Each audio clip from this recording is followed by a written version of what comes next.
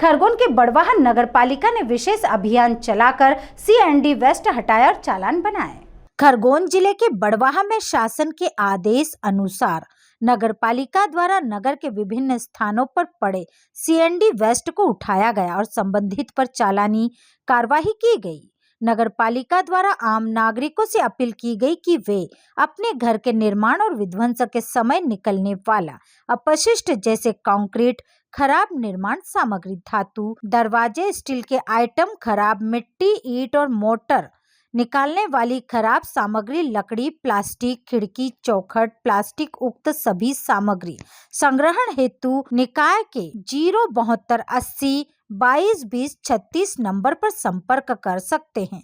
उक्त अभियान नगर पालिका अध्यक्ष राकेश गुप्ता, मुख्य नगर पालिका अधिकारी कुलदीप किशुंक, स्वास्थ्य अधिकारी प्रकाश चित्ते, स्वच्छता ब्रांड एम्बेसडर सोनाली पवार के निर्देशन में चलाया गया, जिसमें वीर चौहान, ब्रजेश चंदन, वीरेश प्रजापति, विजय, आईईसी सदस्य निखिल वर्मा उपस्थित रहे।